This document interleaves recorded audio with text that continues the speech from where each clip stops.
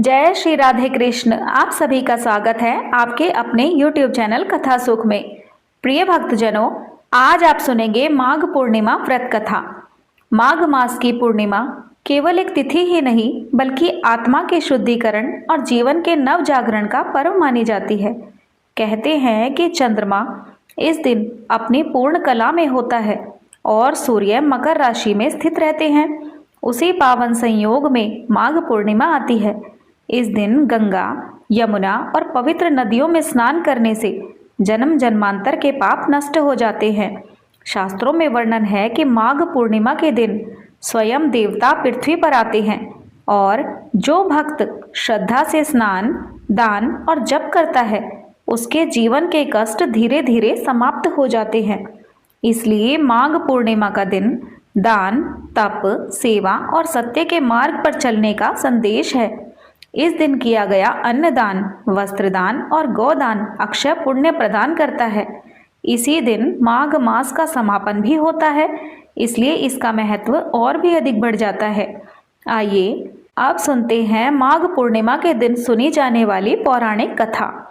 एक नगर में धनेश्वर नाम के एक ब्राह्मण रहा करते थे।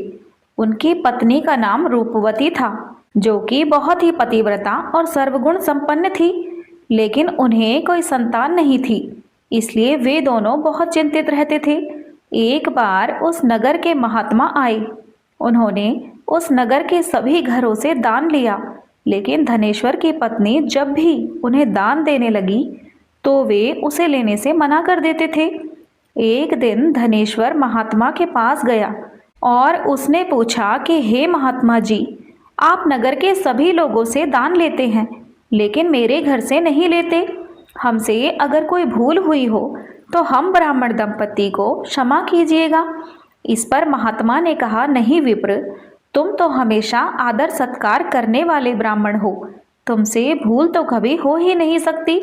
महात्मा की बात सुनकर धनेश्वर हाथ जोड़कर बोला, हे मुनिवर, फिर क्या कारण है, कृपया हमें उससे अवगत कराएं। इस पर महात्मा बोले कि हे विप्र, तुम्हारे कोई संतान नहीं है।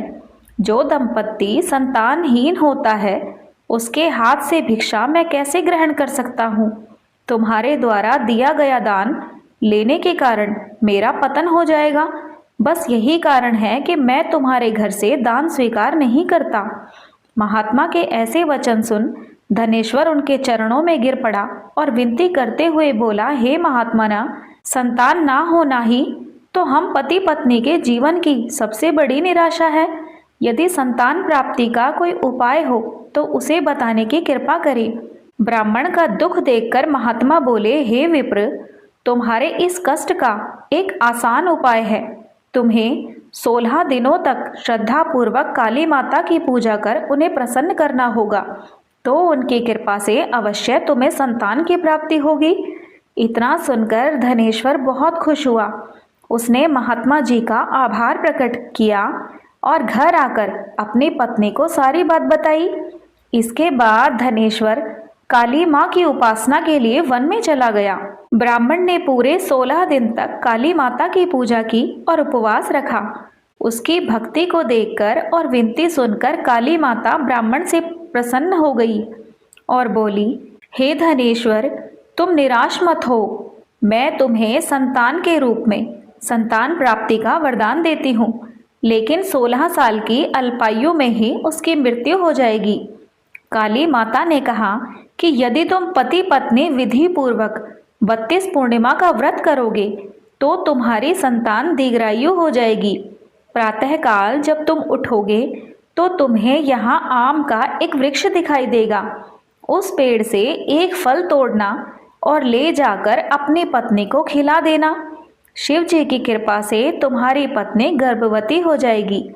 इतना कहकर माता अंतर्ध्यान हो गई। प्रातःकाल जब धनेश्वर उठा तो उसे आम का वृक्ष दिखा, जिस पर बहुत ही सुंदर फल लगे थे।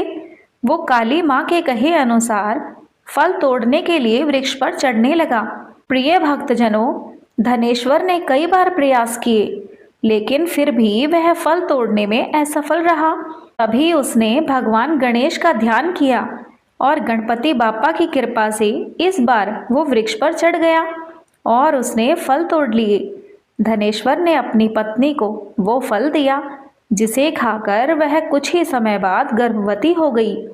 दंपति काली माँ के निर्देश के अनुसार हर पूर्णिमा पर दीप जलाते रहे।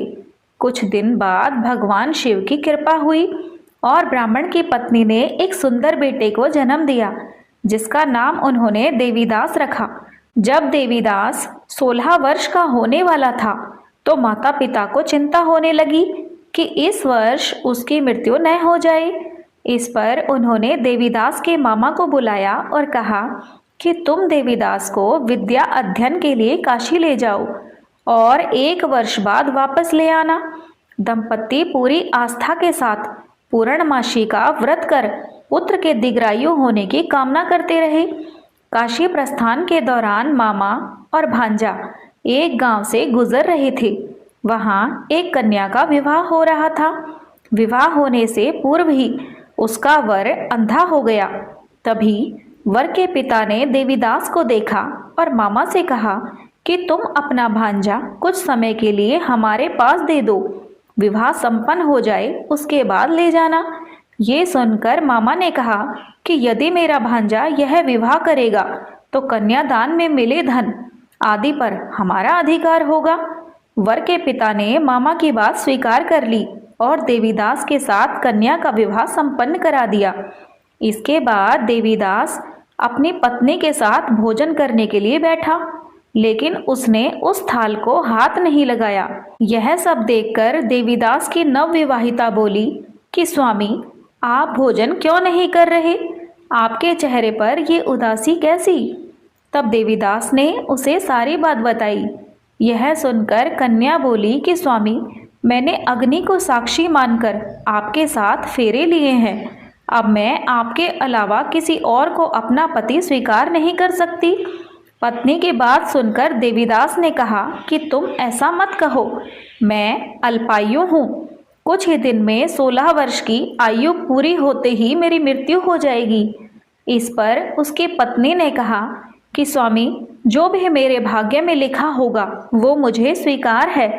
देवीदास ने उसे समझाने की बहुत कोशिश की, लेकिन जब वो न मानी तो देवीदास ने उसे एक अंगूठी दी और कहा कि मैं काशी जा रहा हूँ, लेकिन तुम मेरा हाल जानने के लिए एक पुष्प वाटिका तैयार करो। उसमें भांति भांति के पुष्प लगाओ और उन्हें जल से सींचती रहो। यदि वाटिका हरी भरी रहे, पुष्प खिले रहें, तो समझना कि मैं जीवित हूँ, और जब ये वाटिका सूख जाए तो मान लेना कि मेरी मृत्यु हो चुकी है। इतना कहकर देवीदास काशी चला गया। अगले दिन सुबह जब कन्या ने दूसरे वर को देखा तो बोली, ये मेरा पति नहीं है, मेरा पति काशी पढ़ने गया है। यदि इसके साथ मेरा विवाह हुआ है तो बताए कि रात्रि में मेरे और इसके बीच क्या बातें हुई और इसने मुझे क्या तोहफा दिया। ये सुनकर वर बोला कि मुझे कुछ नहीं पता, और पिता और पुत्र वहां से वापस चले गए। उधर एक दिन प्रातःकाल एक सर्प देवीदास को डसने के लिए आया, लेकिन उसके माता पिता द्वारा किए जाने वाले पूर्णिमा व्रत के प्रभाव के कारण वो उसे डस नहीं पाया। इसके बाद स्वयं काल वहां आए और उसके शरीर से प्राण निकलने लगे। देवीदास बेहोश होकर गिर पड़ा। तभी वहां माता पार्वती और भगवान शिवजी आए। देवीदास को बेहोश देखकर माता पार्वती बोली कि हे स्वामी, देवीदास की माता ने 32 पूर्णिमाओं का व्रत रखा था, उसके फलस्वरूप कृपया आप इसे जीवन दान दें। माता पार्वती की बात सुनकर भगवान शिव ने देवीदास को पुनः जीवित कर दिया। इधर देवीदास की पत्नी ने देखा कि पुष्प वाटिका में एक भी पुष्प नहीं रहा।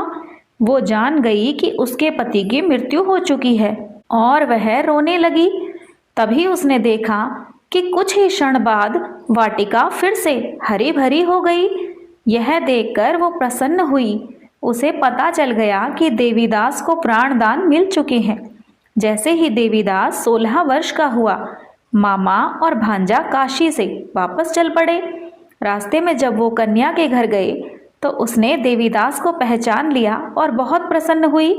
देवीदास के ससुर ने भी अपने जमाता और अपनी पुत्री को बहुत सा धन देकर विदा किया। धनेश्वर और उसकी पत्नी भी अपने पुत्र और पुत्रवधू को पाकर बहुत खुश हुए। तो प्रेम से बोलिए श्री शंकर भगवान की जय, माता पार्वती की जय, देवी काली की जय। एक अन्य कथा के अनुसार नर्मदा नदी के तट पर शुभव्रत नामक विद्वान ब्राह्मण रहता था, लेकिन वह काफी लालची था।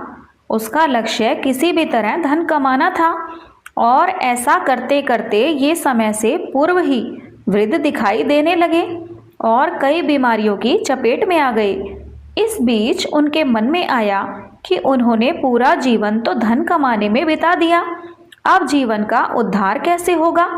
इसी क्रम में उन्हें माघ मास में स्नान का महत्व बताने वाला एक श्लोक याद आया। इसके बाद स्नान का संकल्प लेकर ब्राह्मण नर्मदा नदी में स्नान करने लगे। करीब 9 दिनों तक स्नान के बाद उनकी तबीयत और भी ज़्यादा खराब हो गई और इसी दौरान मृत्यु का समय भी आ गया। वे सोच रहे थे कि जीवन में कोई सत्कार्य न करने के कारण उन्हें नरक जाना पड़ेगा, लेकिन माघ मास में स्नान के कारण उन्हें मोक्ष की प्राप्ति हुई। पौराणिक मान्यता है कि जो भी मनुष्य श्रद्धापूर्वक पूर्णिमा का व्रत करते हैं और श्रद्धापूर्वक कथा सुनते हैं, उन्हें संतान का सुख मिलता है और उनकी समस्त मनोकामनाएं पूर्ण होती हैं। तो सभी प्रेम से बोलिए श्री शंकर भगवान की जय। जय माघ मास।